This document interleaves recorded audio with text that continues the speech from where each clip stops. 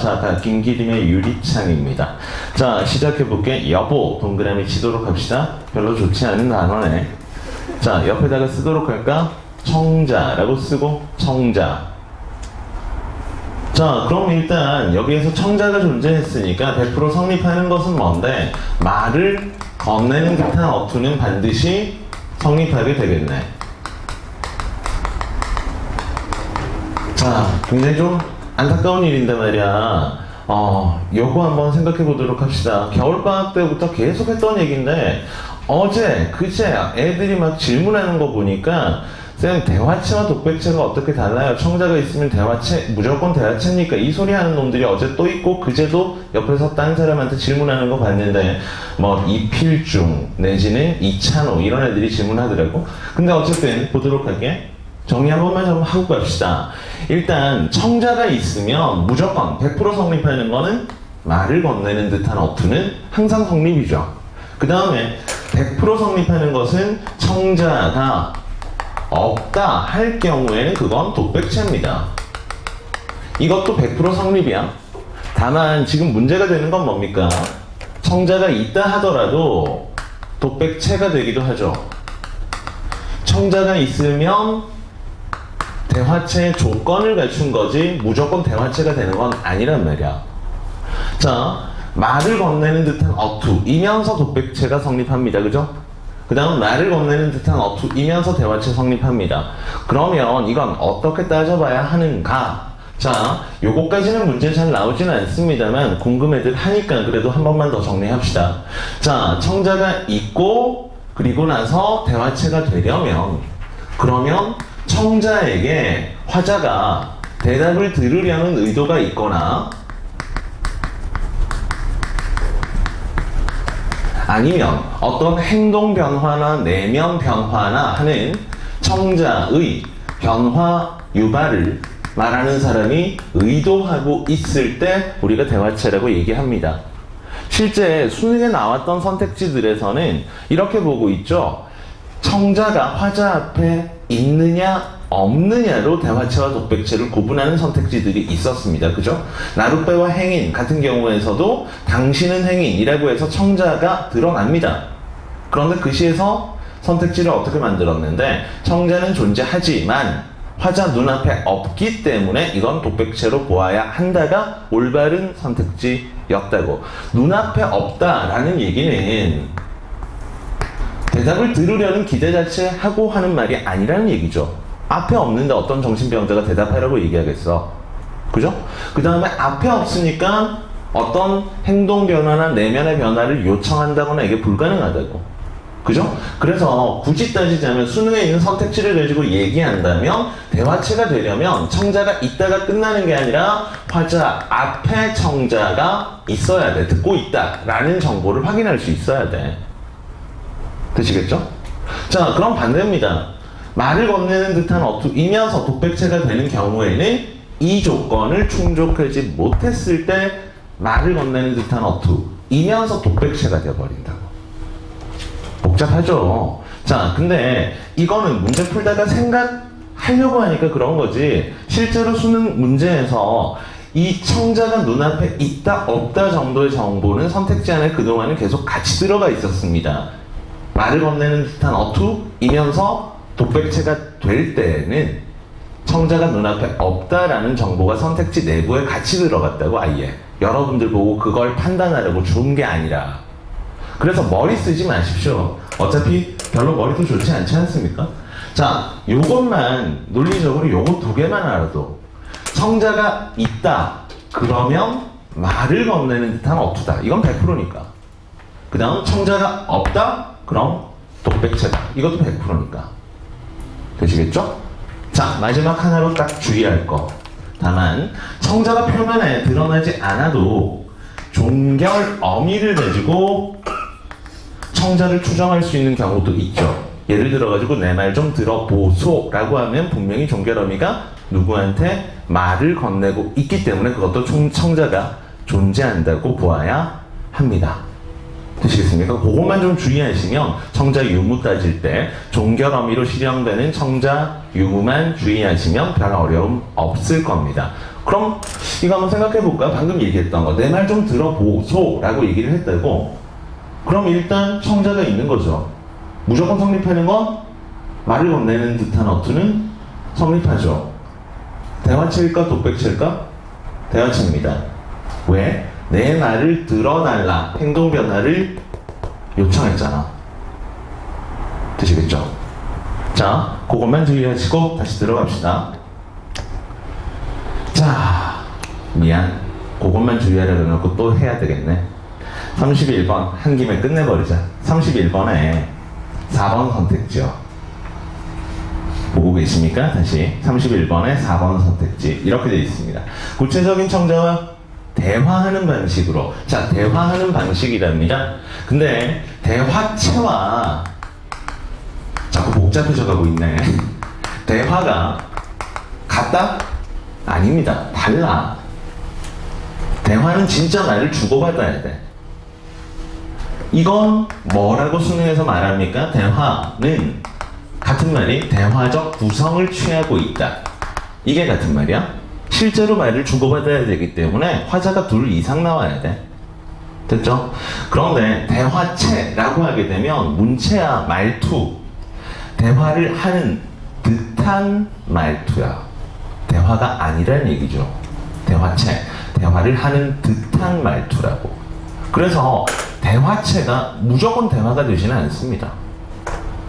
예를 들어서 청자가 반응이 하나도 없고 내 말 좀 들어보소 해도 그건 대화체라고만 얘기하죠.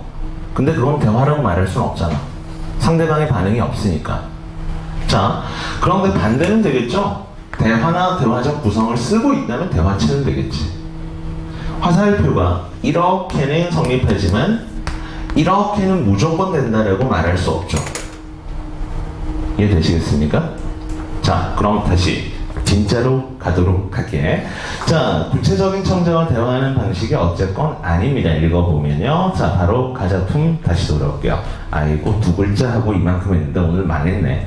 자, 여보, 내 마음은 유린가 봐. 자, 했으니까 A는 B다. 내 마음은 유리. 은유법이네. 되셨죠? 자, 유린가가 겨울 한울처럼, 한울 하게 되면 하늘입니다. 겨울 하늘처럼 이처럼 작은 한숨에도 흐려버리니. 자, 흐려버리니에다가 물결 치도록 합시다. 조그만한 문제도 금방 약해져 버립니다. 이 형도 읽어보도록 할까? 별로 안 어렵습니다. 자, 만지면 무쇠같이 굳은 척 하더니 하룻밤 찬 서리에도 위에서는 한숨이 지금 여기에선 찬서리와 대응하겠죠? 작은 시련 이런 것들을 의미합니다. 찬서리에도 금이 가꾸려 물결 치도록 합시다. 자, 한숨에 흐려지고 그 다음에 서리에 금이 갑니다. 3년 가도록 합시다. 자, 눈보라가 부는 날엔 자, 눈보라는 위에 있었던 찬서리, 한숨 마찬가지로 시련의 이미지. 그죠? 다시 눈보라가 부는 날은 소리치고 우오 물결 치도록 합시다. 소리치고 우오 온다는 얘기니까 이건 위에 있었던 금가다 흐려버리다와 대응하겠네. 연약한 이미지. 다음, 자, 그리고 나서 4연 가시게 되면 4연에서 보시면 왜 얘가 이렇게 마음이 아파하는지 약해하는지 추정할 수 있는 정보가 살짝 있을 겁니다. 근데 이 구절이 좀 의외로 이해하기가 쉽지는 않죠. 한번 보도록 할게. 자, 타지 못하는 정열하고 대각선을 그어버리도록 합시다. 타지 못하는 정열, 대각선을 그어버리도록 할게. 박쥐들의 등대 그리고 밤마다 날아가는 별들 동그라미가 부러워서 쳐다보며 밝히오. 아니, 뭔 소리인지 전혀 모르겠네. 자, 그럼 한번 보도록 합시다. 자, 타지 못하는 정열이랍니다. 그러면 정열이 타지 못하고 있으니까 약간 소극적인가 봐. 그지? 그 다음, 박쥐들의 등대랍니다. 무엇이? 석권씨? 석권아. 박쥐들의 등대. 뭐가 박쥐들의 등대라는 걸까? 무엇이? 별? 그러면 박쥐들의 등대, 방마다 날아가는 별들이 부러워 쳐다보며 밝히오. 뭐가 밝히는 날? 등대가? 등대가 밝혀? 별들이 등대라며.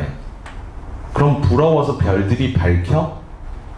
지가 자기를 부러워하고 지 혼자 밝히고 막 이러는 거야? 밝히는 건 너고. 자, 이 박쥐들의 등대, 유리창이 등대입니다. 그럼 일단 말을 좀 사이사이에 집어넣은 다음에 한번 해보도록 합시다. 말을 사이사이에. 좀 어려우니까. 자, 두 번째 줄. 밤마다 날아가는 별들이 부러워 별들을 쳐다보며. 빈칸 넣기 하셨습니까, 석구나? 별들이 부러워 별들을 쳐다보며 유리창을 밝히오. 자, 그럼 다시. 자, 그럼 지금 이렇게 보도록 할게요. 박쥐들의 등대를 우리가 유리창이라고 생각해 봅시다. 유리창이라고 생각해 보자고. 자, 그럼 말이야, 유리창이 이만한 게 있다고 치자고. 여기가 지금 뭔가 밝혀지고 있어. 박쥐들의 등대래, 이게. 유리창이. 근데 이게 뭐가 비친 거냐, 그러면? 내가 그림을 엄청 잘 그리니까. 어떻게 그리지, 이거? 이게 뭔지 알겠죠? 그림만 봐도. 이게 뭐야? 이게 뭡니까? 뭐야, 한글 못 읽는 거야? 그림만 봐도 아는 거 아니야? 전등이잖아. 이게 이런 겁니다. 지금 보통 집에 이렇게 위에 이렇게 전등 하나가, 샹들리에 같은 거 집에 하나씩 다 있잖아? 그게 딱 이렇게 걸려 있는데 그게 밤에 창문에 이렇게 비치는 모습이야. 그래서 박쥐가 이렇게 거꾸로 매달려 있는 듯한 모습을 형성하고 있는 겁니다. 근데 그게 밤이니까 이 밤에 있던 전등 같은 게 유리창에 비치는 거야. 근데 화자는 그걸 보고 어떻게 인식하는가? 이 바깥에 있는 날아가는 별들이 부러워서 유리창을 계속 밝게 비치고 있다라고 인식을 했던 거야. 되셨습니까? 그래서 얘도 박쥐인데 날아가고 싶을 거 아니야? 근데 갇혀서 지금 못 가고 있다고. 그래서 여기 보도록 할게 다시. 자, 타지 못하는 정열을 가진 박쥐라고 하는 것은 약간 소극적이고 무기력한 이런 화자의 모습이 투영되어 있다고 보시면 되겠습니다. 일제강점기잖아, 긴기림 하게 되면. 자, 어쨌든 계속 보도록 할까.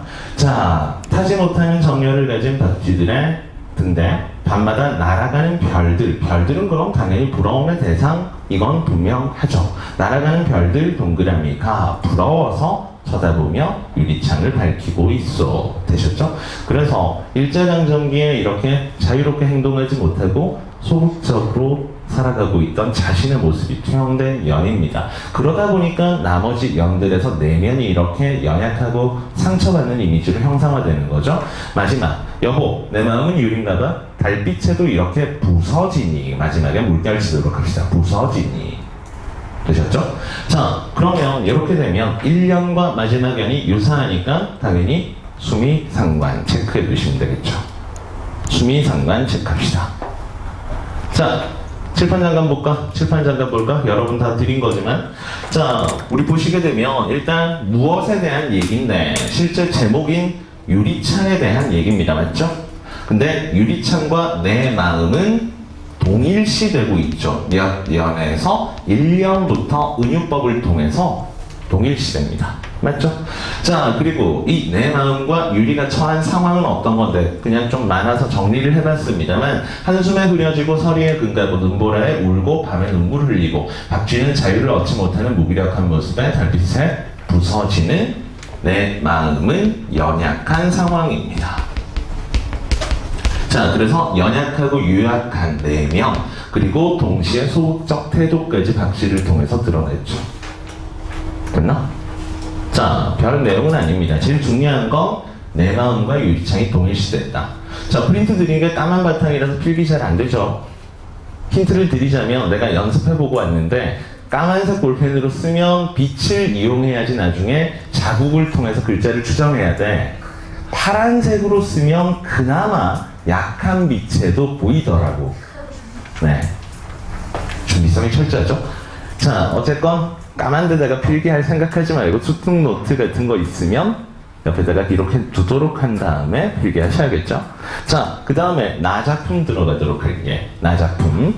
자, 근데 나 시를 보려고 보니까 나 작품. 나 볼까? 일단 1년 제일 끝에 한번 봐봐. 1년 제일 끝에 찔레로 서 있고 싶다. 답이나 선생님 못 믿니? 파란색으로 쓰면 빛 각도에 따라 잘 보여. 걱정하지 마. 자, 정 못 믿겠으면 꾹꾹 눌러 쓴 다음에 나중에 이렇게 스크래치 같은 거 해가지고 이렇게 쓰면 되잖아. 자, 다시 1년 제일 끝에 찔레로 서 있고 싶다. 형광펜 내지는 물결 아무거나 합시다. 3년 제일 끝에 초록에 가득히 서 있고 싶다. 물결 내지는 형광펜 되셨죠? 자, 제일 끝에 가서 보시게 되면 무성한 사랑으로 서 있고 싶다. 물결 치도록 할게. 자, 일단 종결어미가 유사한 것들, 소망을 밝히는 것들에다가만 좀 쳐놨습니다. 일단 한 문장 한 문장 끝나는 데다가 다 쳤는데 혼자 한 문장이 다른 게 시야에 끼어 있어. 종결이 약간 다른 게 어디 있는데 4연과 5연 보도록 하십시오. 문장의 종결이 얘는 뭐뭐 하고 싶다가 아니라 오는 날이 많았었다, 늘 말을 잃어갔다 라고 혼자 종결이 좀 다르죠. 자, 두 개의 연, 4연, 5연 묶어두도록 할게. 4연과 5연만 별도의 형태를 취하고 있는 거야. 자, 1년 끝에서 뭐뭐 하고 싶다, 소망. 그 다음에 2, 3년 나오고 나서 문장 끝에서 서 있고 싶다, 소망. 그리고 4, 5연만 혼자 형태가 다르고 그 다음 마지막 6, 7연에 가면 또 끝에서 한 문장으로 소망 이렇게 가니까. 근데 요건 보게 되면 이따 보시면 알겠습니다만 과거에 겪었던 상처와 아픔 같은 것들이 4, 5연에서 들어갑니다. 문장 종결, 문장의 종결 형태가 다르니까 눈여겨보시고요. 바로 시작해보도록 합시다. 1년입니다. 자, 꿈결처럼 초록이 흐르는 이 계절에, 자, 초록이 흐르는 계절이니까 뭐 봄이든 여름이든 이렇게 되겠네. 그리운 가슴을 가만히 열어서 한 그루에 찔레 동그라미의 별표로 서 있고 싶다. 자, 어쨌건 화자가 밝혔던 소망은 찔레로 서는 것이네. 찔레꽃이 되어서 서고 싶은 게 소망입니다. 근데 이게 어떤 의미인지 읽어봐야겠죠? 2연 사랑하던 그 사람입니다. 과거에 사랑하던 그 사람 조금만 더 다가섰다면 서로 꽃 동그라미가 되었을 이름. 자, 그럼 이 꽃이라고 하는 것은 내가 이루어내지 못한 거네. 그쵸? 거기서 쓰도록 할까? 사랑의 결실이라고 써볼게. 조금만 더 다가섰더라면 결실을 이루었을 이름. 하지만 오늘은 송이송이 흰 찔레꽃 물결로 피워놓고 먼 여행에서 돌아와 이슬을 털듯 지규법으로 가래. 추억을 털며 에다가도 물결 치도록 할게. 즉 과거의 기억을 좀 털어내고 초록 속에 가득히 서 있고 싶다. 자, 서 있고 싶다 에다가 다시 소망 씁시다. 당연히 찔레꽃이 되어서 서 있고 싶은 소망, 같은 소망이죠. 추억을 털어내버리고 찔레꽃으로 서 있고 싶대. 아직 어떤 의미인지 감은 안 오고. 자, 이제 4연, 5연 보도록 할게. 과거 얘기한다 그랬죠? 왜 꽃이 못 됐는지를 보여줍니다. 봅시다. 4연. 그대를 사랑하는 동안 내겐 우는 날 세모가 많았었다. 잘 헤어졌네. 그 다음 5연. 아픔, 세모가 출렁거려 늘 말을 잃어갔다. 그래서 두 사람이 과거에 만났을 때 이런 아픔과 상처가 있었다라는 걸 그냥 밝히고 있네요. 되셨죠? 그래서 헤어진 건가 봐. 자, 그 다음 6연 보도록 할게. 오늘은 그 아픔조차 예쁘고 뾰족한 가시. 자, 물결치고 별표입니다. 다시. 예쁘고 뾰족한 가시. 물결로 꽃 동그라미 속에 매달겠답니다. 볼게요.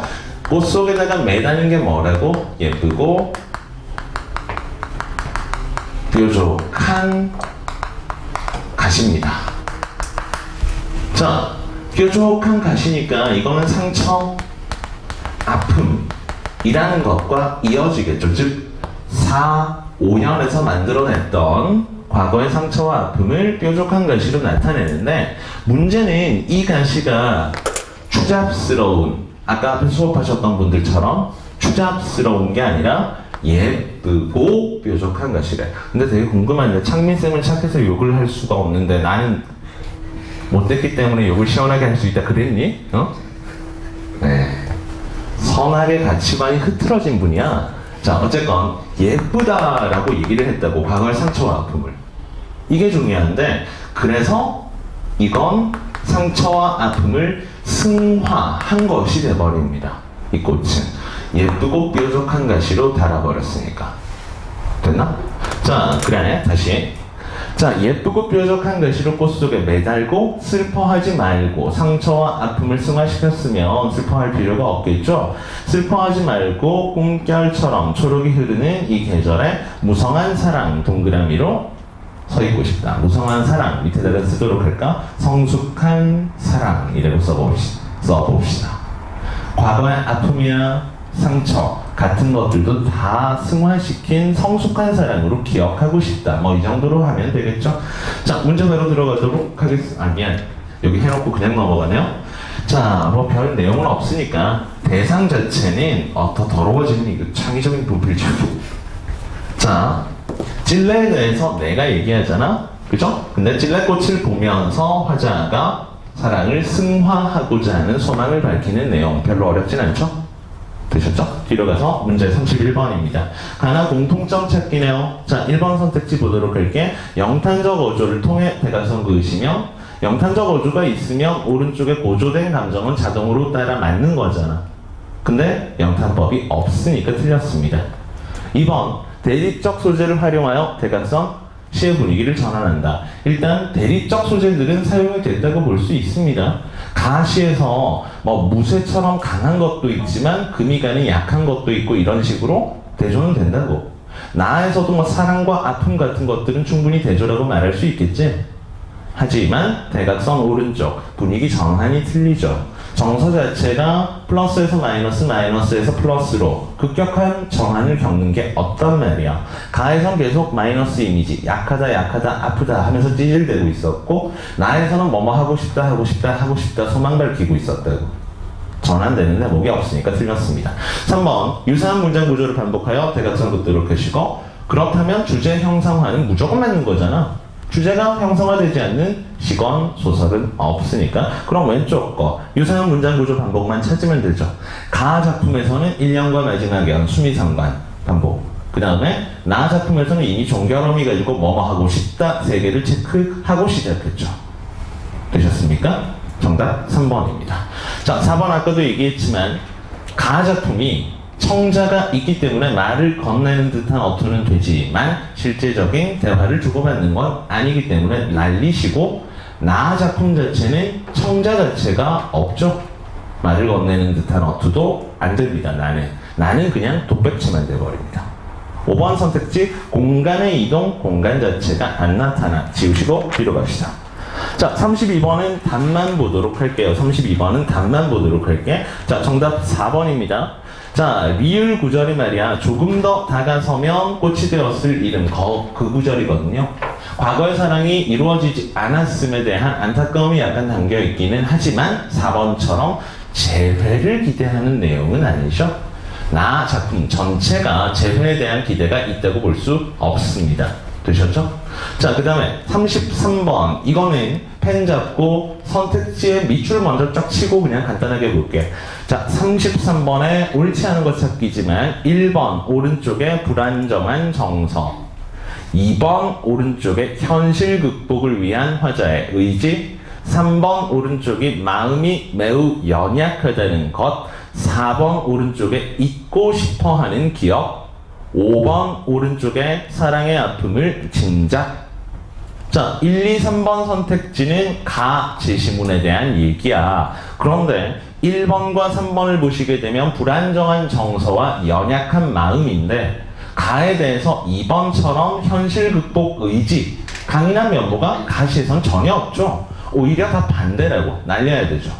자, 4번, 5번은 나 작품에 대한 얘기잖아. 그래서 잊고 싶어하는 과거의 상처, 그 다음에 사랑의 아픔, 이런 것들 다 형상화되어 있습니다. 되시겠죠? 정답은 옳지 않은 것 2번 되겠습니다. 자, 이번에는 소설입니다. 다들 잘 아실 법한 소설가 고보씨의 일일 보도록 합시다. 뒤에 문제 36번 봐야 될 텐데 이거 좀 지저분하게 돼 있죠. 제시문을 읽지는 않을 겁니다.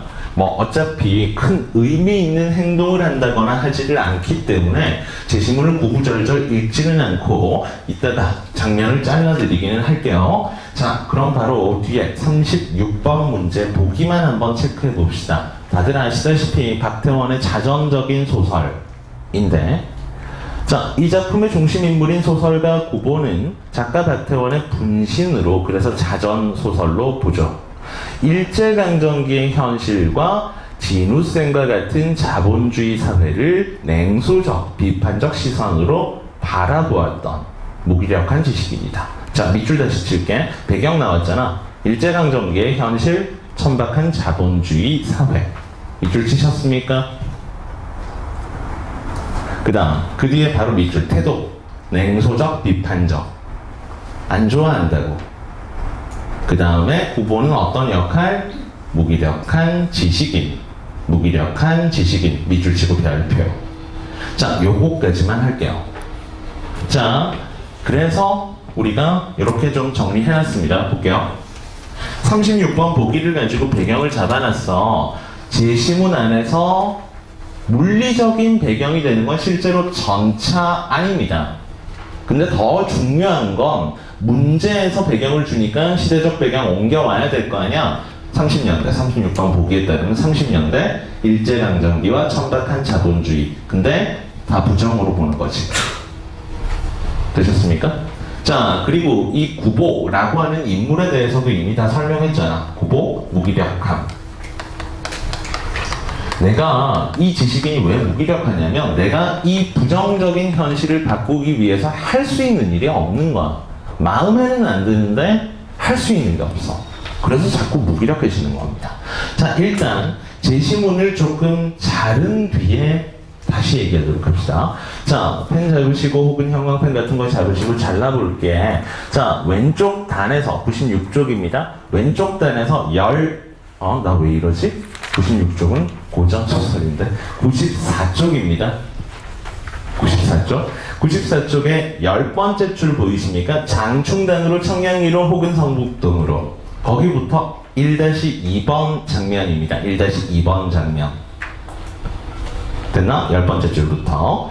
자, 밑으로 쭉 내려가서 21번째 줄. 이렇게 이번엔 정확하게 숫자를 얘기할까 싶죠? 다 적어와서 그렇습니다. 자, 21번째 줄에 보시게 되면 표 찍읍시오. 차장이 그 앞으로 왔다. 됐나? 여기서부터 1-3번입니다. 됐습니까? 자, 그리고 마지막 줄 보여. 이 페이지에서 제일 마지막 줄. 구보가 머리를 돌렸을 때부터 1-4번입니다. 됐죠? 오른쪽 페이지 넘어갈게. 오른쪽 페이지에 여자는 혹은 그를 보였을지도 모른다 하면서 짙은 글씨로 되어 있는 부분부터가 2-1번입니다. 2-1번 장면 체크하셨습니까? 자, 당연히 2-2번은 중략부터겠죠. 중략부터. 되셨죠? 자, 그러면 이제 요거 잡고 한번 해보도록 합시다. 본문은 읽지 않고 그냥 이거 보고 할게요. 전차 타고 이 무기력한 지식인 구보가 가고 있는 거 아니야. 그런데 전차를 탔는데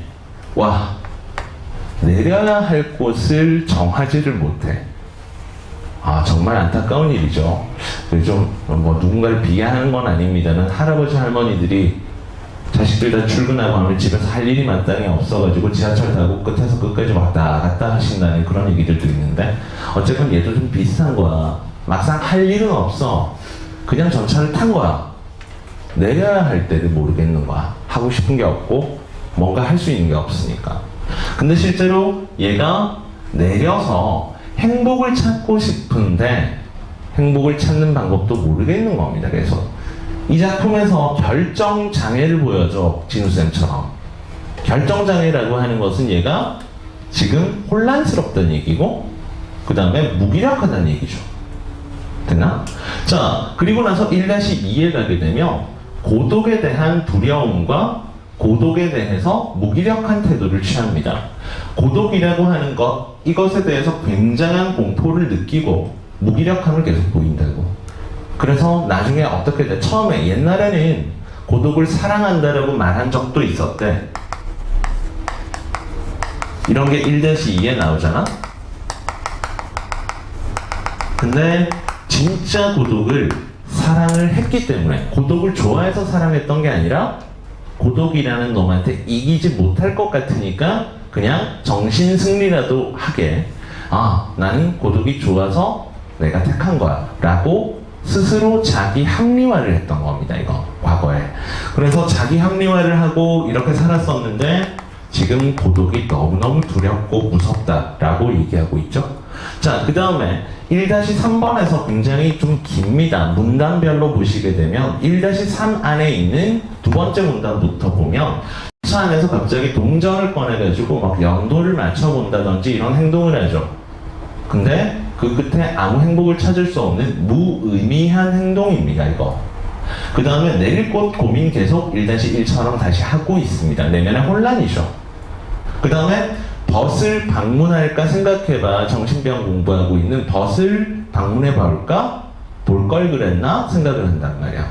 근데 이것도 역시나 큰 의미는 없습니다. 할 일이 없어서 계속 고민이라고 보면 돼. 자, 그러다가 1-4에 보면 어떤 여자를 발견하죠. 전차에 탑승한.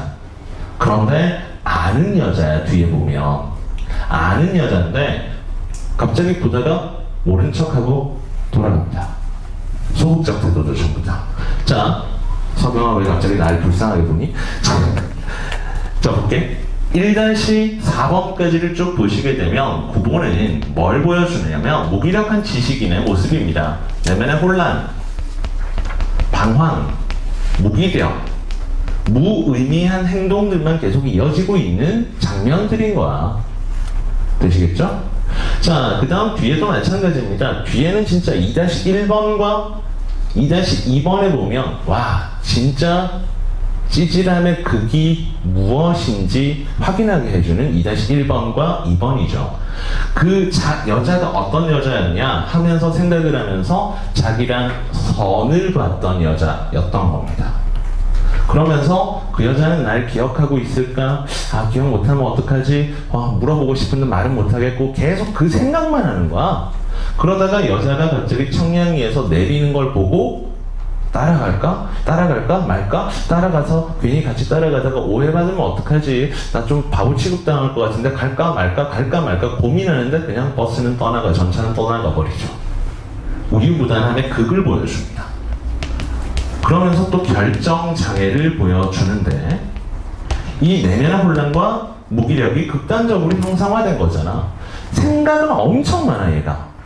근데 결정하고 행동하는 게 하나도 없는 모습들인 거야. 제시문이 전부 다. 되시겠죠? 자, 그래서 일제강점기에 이렇게 무기력하고 혼란스러워하는 지식인의 모습을 형상화했다. 요게 제일 중요하고 다들 아시다시피 중요한 것 중에 하나 또 있습니다. 기법 자체가 의식의 흐름 기법을 사용하죠. 구보의 의식을 직접 드러내는 의식의 흐름 기법을 쓴다. 자, 34번 문제 바로 들어갑시다. 34번입니다. 단만 보기에는 옳지 않은 것. 자, 단순 내용 일치니까. 자, 1-3번 장면의 마지막 문단 보시게 되면 근거가 있을 텐데 4번 선택지. 대학병원에 있는 친구는 분명히 맞는데 이 친구를 통해서 자신의 병을 치료하고 싶어 한다가 없는 정보입니다. 또 다른 세상을 알아보는 차원에서 방문할까 생각해 봤던 거지 병이 걸려 있다거나 이런 상황은 아니죠. 뒷부분이 틀렸고요. 35번 문제 별표 치도록 할게. 보기가 2개 나와 있는데 밑에 보기만 가지고 OX 하도록 할게. 35번 문제 별표입니다. 바르게 묶은 걸 찾으랍니다. 옳은 것 찾기야. 이건 천천히 한번 봅시다. 자, 다빈이처럼 팔짱 끼고 이렇게 여유 부릴 만한 문제는 아닌 것 같고요. 볼게요. A. 말 줄임표를 사용하여 대각선 긋도록 하고, 대각선 안 그으면 대학 떨어질 겁니다. 다시 말 줄임표를 사용하여 대각선 긋고. 다들 대학은 가고 싶어 하는구나.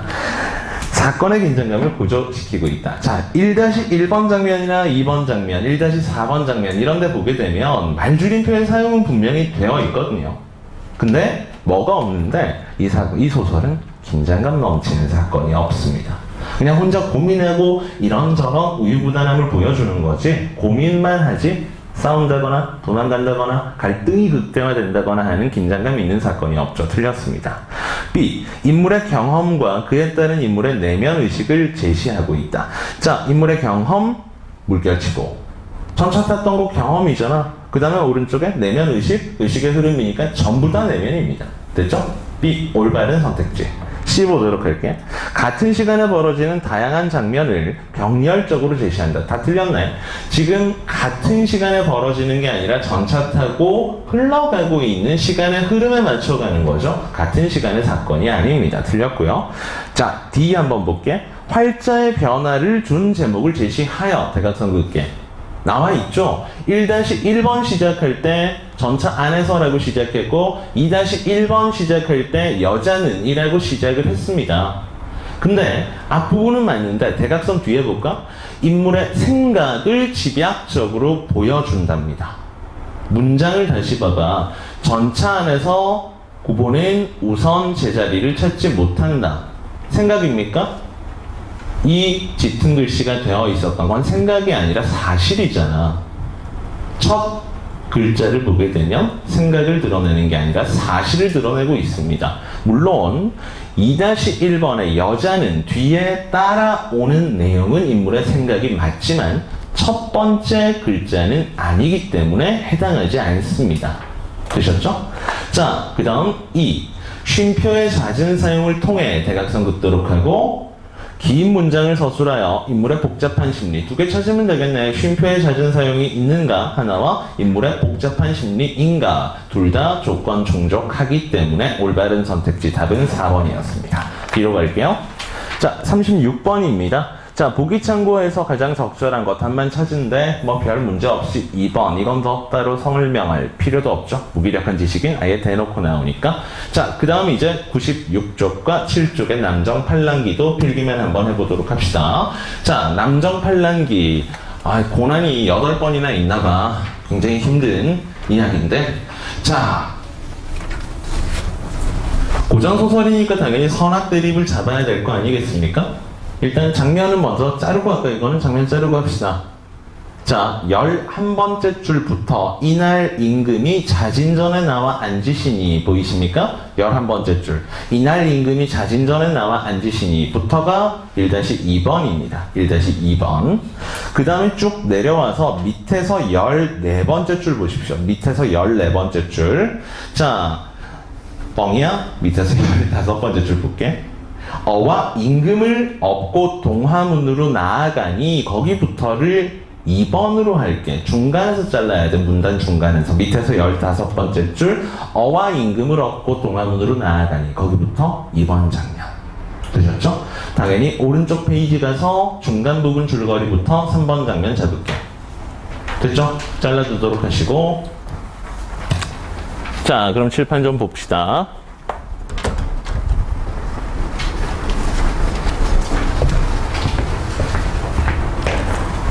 선악드립 잡자고 선악드립. 자, 선악드립 잡았으면 일단 이미 얼추 보이실 텐데 둘 다 플러스. 그제? 하트로 연결되어 있습니다. 자, 그 다음에 두충과 화혼이라고 하는 게 1-2에서 세모. 그 다음에 여기 1-2에서는 태후의 행동이 더 중요합니다. 태후가 반역자들한테 타협하지 않는 강직한 면모를 드러내는 부분이라서. 그죠? 그 다음에 2번 장면 가게 되면 다 이제 플러스 인물들입니다. 다 뒤에는 다 플러스 인물들. 자, 어쨌건 여기에서 반역을 꿈꾸는 캐릭터들이 등장한다라는 것 뿐이고요. 제일 중요한 거는 뒤에 문제도 있지만 이 소설이 기본적 남자가 뭐라는 거야? 기본적으로 영웅소설이기 때문에 남성의 영웅적 활약상이 드러나는데 제시문에서는 아니죠. 우리 임금이 계속 밀린단 말이야. 그러면서 여자의 역할이 강조가 된다라는 걸 제시문에서 보여주는데, 자, 문제는 이 제시문 안에서 월파가 여자라는 걸 찾아내는 대목이 많지가 않다라는 거야. 여기 계속 뒤에 나오는 월파 어디 갔냐? 그래, 월파 여기 나오네. 3번 장면에서 하나 나옵니다. 월파가 여자라는 게. 뒤에 문제 39번인가 그걸 풀려면 40번인가를 풀려면 월파가 여자라는 걸 인지해야 될 거 아니야. 자, 시간 잠깐 드릴게요. 시간 잠깐 드리는데 3번 장면 안에서요. 잘라놓은 3번 장면 안에서 월파가 여자라는 근거가 되는 구절을 찾아보시오. 지금.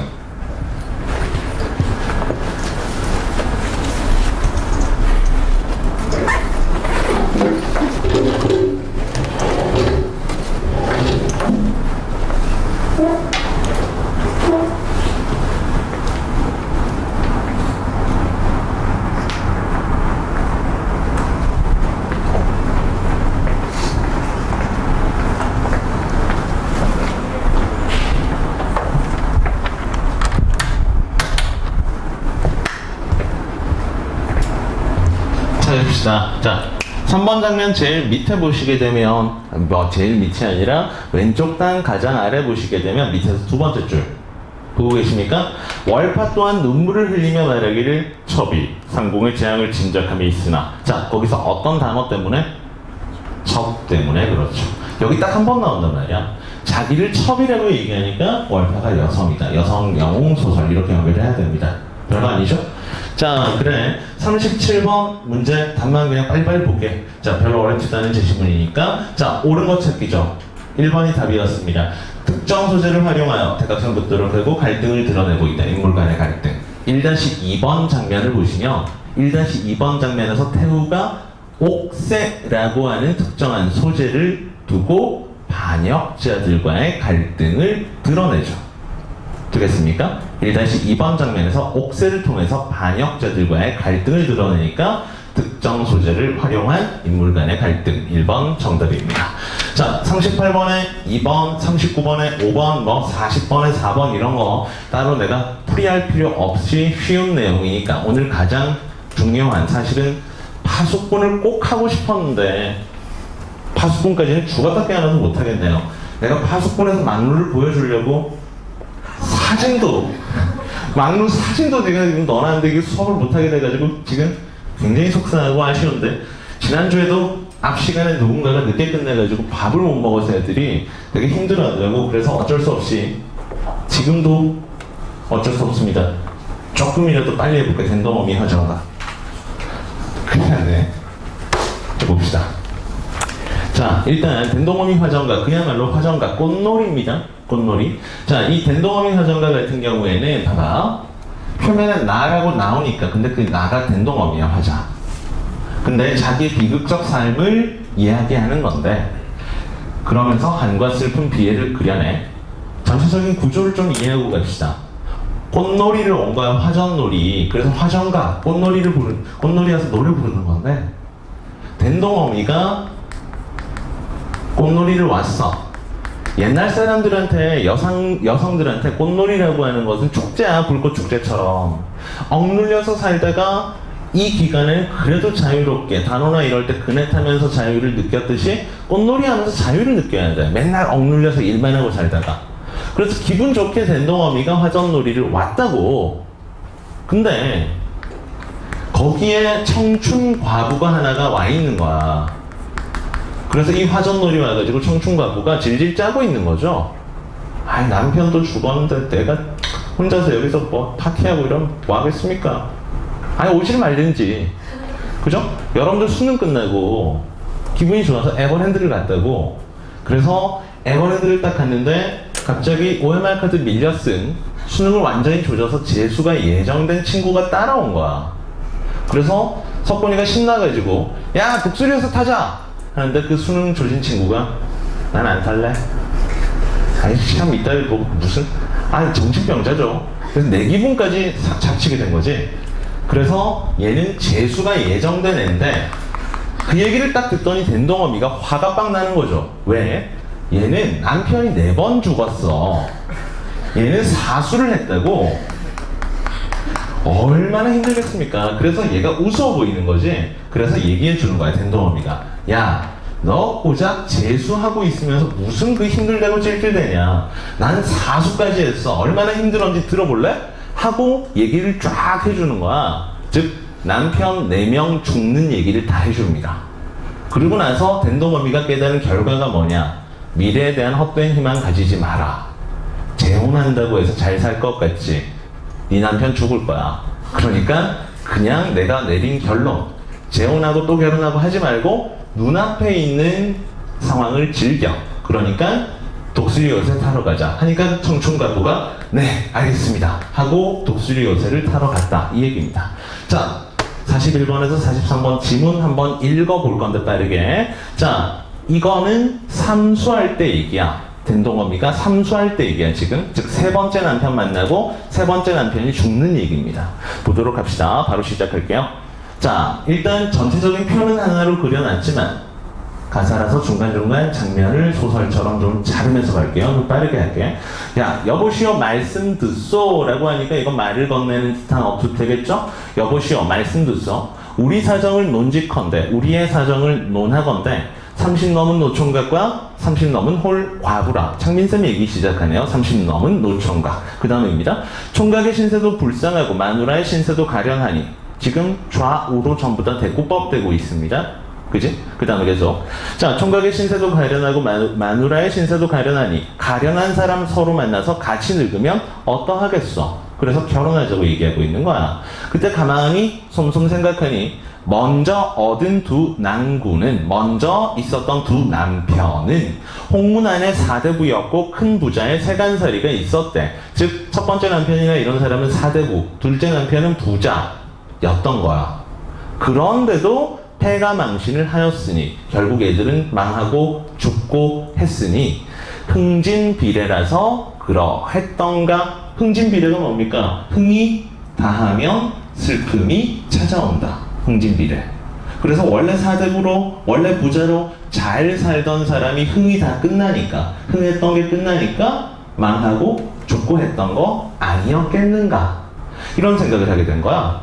그래서 저 총각 말을 들으니, 셋째 남편이 되는 저 총각의 말을 들어보니 6대 독자로 내려오다가 죽을 목숨을 살았으니, 원래 남해수에 빠져서 죽을 뻔했던 사람입니다. 그래서 한번 고생했던 사람이야. 그래서 이런 기대를 갖게 되는 거죠. 고진감래 할까 보다. 고진감래 하게 되면 고생 끝에 낙이 올까 보다. 지금까지 저 황도령이라는 셋째 남편 될 사람은 고생스럽게 살았으니까 이제 고진감래로 낙이 올 차례 아니겠는가 하는 기대를 하게 되는 거죠. 결혼하고 싶어서 자기 합리화하는 겁니다. 그 다음 계속 보도록 할게. 마지못해 허락하고 손잡고서 이내 말이 우리 서로 불쌍히 여겨서 허물없이 살아보세 까지를 하고 1번 장면이라고 잘라버릴게. 그럼 빠르게 쓰도록 할까? 1번 장면에다가는 그냥 세 번째 결혼이라고 씁시다. 세 번째 결혼이라고만 쓰자. 1번 장면, 세 번째 결혼. 자, 2번 장면 들어가도록 할게. 결혼한 뒤에 열심히 삽니다. 영감은 사기 한 짐을 지고 골목에서 크게 외치고 다니고, 나는 사기 광주리를 머리에 이고 가가호호 집집마다 도부한다. 돌아다니면서 물건 파는 거, 방문 판매를 했다는 얘기죠. 나는 가가호호 방문 판매를 했다. 조석이면 마음의 소리인데 아침 저녁이면 밥을 빌어서 한 그릇에 둘이 먹고 계속 가난하게 살았나 봐. 하지만 금슬은 좋았네. 남촌 북촌 다니면서 부지런히 도부를 했는데 돈빼기나 뭐 일만 하면 둘 중에 하나가 병이 난다. 병부려와 약시세, 병수발에, 약값세 이렇게 또 하다가 보면 남의 신세를 지게 되고 돈 열심히 모았는데 병 걸려서 병원비로 다 썼다는 얘기죠. 자, 그래서 또 남의 신세를 지게 되고 다시 다 돌아다니며 근사 모아서, 간신히 모아서 또 돈 빼기 될 만하면 또 하나가 탈이 나서 한 푼 없이 다 쓰고 나네.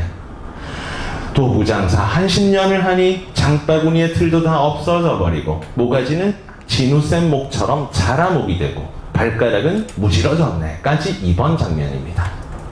당연히 마지막에 모가지가 자라목에다가 발가락은 무지러졌다는 과장법이겠죠. 위에 바구니 같은 거 좀 무겁다고 해서 자라목되고 발가락이 뭉개진다. 좀 오바죠. 어쨌건 2번 장면은 힘겨운 삶이라고 쓰도록 할게요. 힘겨운 삶. 자, 3번 장면 빨리 들어가 보도록 하겠습니다. 자, 산 밑에 주막의 주인하고 구준비가 실실 오는 날에 건너 동네에 도부를 가서 한 집 건너 두 집을 갔답니다. 그런데 그때 천둥소리 복받치며 소나기비가 쏟아진다. 주막 뒷산이 무너지며 주막터를 빼가지고 동해수로 달아나 버리니 살아날이 누구런고. 서리법이죠. 어쨌건 주막집 주인이랑 된동 어미가 도부하러, 방문 판매하러 옆에 동네를 가 있을 때 폭우가 내리고 산사태가 나서 주막집이 쓸려 내려가 버린 거야. 문제는 여기에 세 번째 남편이 있었다는 거죠. 그 다음 계속 읽어볼게. 자, 동해수로 달아나니 살아날리 누구런고. 건너다가 바라보니 망망대해군이로구나. 망측하고 기막힌다. 이런 팔자 또 있겠는가? 남해수에 죽을 목숨. 앞에서 얘기했었죠? 한번 6대 독자로 오다가 죽을 목숨 산 사람이라고 했는데 원래는 남해수에 빠져 죽었어야 했는데 동해수에 죽는구나. 그래서 세 번째 남편의 죽음입니다. 여기까지 어쨌건 3번 장면 잘라버리도록 하시고 남편의 죽음이라고 씁시다. 남편의 죽음. 자, 그 다음 4번 장면 보도록 할게. 자, 4번 장면. 그 주막에나 같이 있었더라면 같이 따라가 죽을 것을. 그게 아니면 먼저 내가 괴질, 전염병 같은 것에 걸려 죽었더라면 이런 꼴을 아니 볼걸. 고대 죽을 것도 모르고 그저 죽을 것도 모르고 천년만년 살자 하고 도부가 다 무엇인가. 도부방주리를 무여받고 집어 던져버리고 해암 없이 앉았으니 생각 없이 앉았으니 억장이 무너져 기가 막힌다 까지 하고 잘라버립시다. 된동어미의 슬픔과 절망이겠네. 된동어미의 슬픔과 절망. 자, 마지막 장면 갑시다. 죽었으면 좋겠구만. 살아있는 목숨 죽지도 못하고 있구나. 아니 먹고 굶어 죽으려 하니. 가장 고난도의 죽음을 택하네요. 아니 먹고 굶어 죽으려 하니 그 집 댁내 물결이 강권하니. 강하게 권했답니다. 죽지 말라고 권했겠죠? 자, 뭐라고 하는지 볼까? 다음 세 줄이 그 집 댁내의 말인데 한번 읽어볼게. 죽지 말고 밥을 먹게. 죽는다 한들 시원하겠는가? 죽으면 쓸데있나? 살기만은 못할 것이야. 저승을 누가 가봤어? 이승만은 못하리라. 세 줄 묶어버리도록 합시다. 끝에다가 이렇게 쓰도록 할까? 개똥밭에 굴러도 이승이 낫다. 개똥밭에 굴러도 이승이 낫다. 고생이라도 살고 봐야지 죽어지면 말이 없는 것이네 하고 마무리가 됐습니다. 자, 그래서 끝에다가는 그 집 댁내의 만류라고 쓰고 마무리하십니다. 그 집 댁내의 만류. 자, 그래, 뭐 나머지는 별로 그렇게 문제 풀 시간까지는 없을 것 같은데 그 뒤에 이제 세 번째 남편 지금 죽었으니까 이제 혼자 살아야지 하는데 네 번째 남편이 이제 등장하죠. 네 번째 남편은 엿장수야. 그래서 이제 프로 엿장수이기 때문에 물건을 떼다가 파는 사람이 아니라 직접 엿을 고아서 만드는 장인 정신을 보여줘. 그래서 엿을 막 고고 있는데 불이 나서 타 죽습니다. 근데 그 자식이 있었단 말이야. 아빠가 계속 바뀌어. 아, 이러면 여기도 힘들어 죽겠는 거야. 그래서 네 번째 아빠는 살려야겠다. 그래야지 이제 또 다른 아빠가 안 올 거 아니야. 그래서 아들내미가 아빠 구하러 불에 뛰어들었다가 불에 데어서 화상을 입어서 불에 댄 아이가 됩니다. 그래서 불에 댄 아이의 엄마, 된동어미거든요. 그래서 이 아이, 화상 입은 아이를 업고 고향으로 돌아와서 간만에 꽃놀이 왔는데 재수 예정된 놈이 와서 분위기 조지니까 분노를 표출하면서 욕을 하는 거죠. 그래서 얘를 개과천선 시켜버리죠. 넌 재혼하지 마라. 재혼하면 재미도 없고 남편도 어차피 죽을 거고 사람들이 절개 없다고 손가락질도 해. 그냥 꽃놀이 즐기면서 절개라도 지켜 하고 마무리됩니다. 자, 문제는 생략하도록 하고 다음 시간에는 파수꾼부터 시작해야 되니까 조금 타이트하겠네요. 그래요. 다음 시간은 내가 1교시니까 2교시, 3교시 선생님들한테 시간 미루면 어떻게 되는지 직접 보여주겠습니다. 5회까지 마무리하도록 할 테니까 5회 풀어오시고 여기까지 합시다.